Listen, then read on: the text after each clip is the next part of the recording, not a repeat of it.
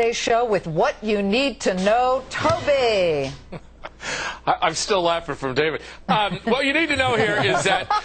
my Farsi accent, eh? Yeah, we've lost all of our Iranian viewers so far. You got to look at Huckabee right now and understand that after South Carolina, if he was a stock, I would sell him short. He runs out of gas. Giuliani's, strategy, which is, make or break here, starts to turn around in Florida, believe it or not. And so if you're on that in-trade system over in Ireland, I would be shorting Huckabee, and I would buy the Giuliani trade because you can buy him for about $10. You will see a big boom. I am a Giuliani supporter. You've already sent money to Giuliani. We just want to make that clear, correct? Absolutely. But I'll tell you, it's setting up perfectly because Huckabee runs out of gas really right after South Carolina. Let me get our Farsi viewers back. Az molegape shoma khoshbachtam. Gary B.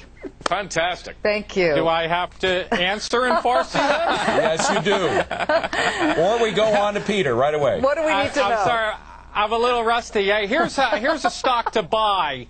It's Starbucks. I know you guys talked about it a little bit in the previous couple of days. I think there's three reasons. One, they got their visionary back, Howard Schultz. Number two, the stock is down 50% from its all-time highs. But forget about those. Everyone thinks McDonald's is going to come in and beat up on Starbucks. I can tell you, in my experience in retail, the landscape is riddled with retailers who thought they could get more revenues and profits by getting away from their core competency.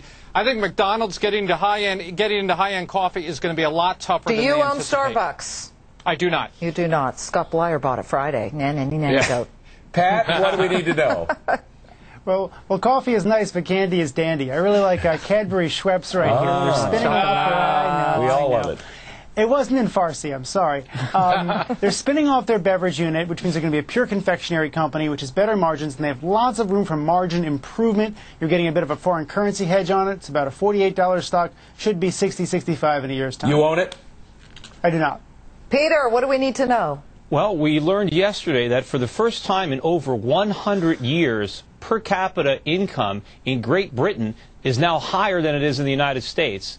And this shows a dramatic decline in our financial might, and it's going to continue.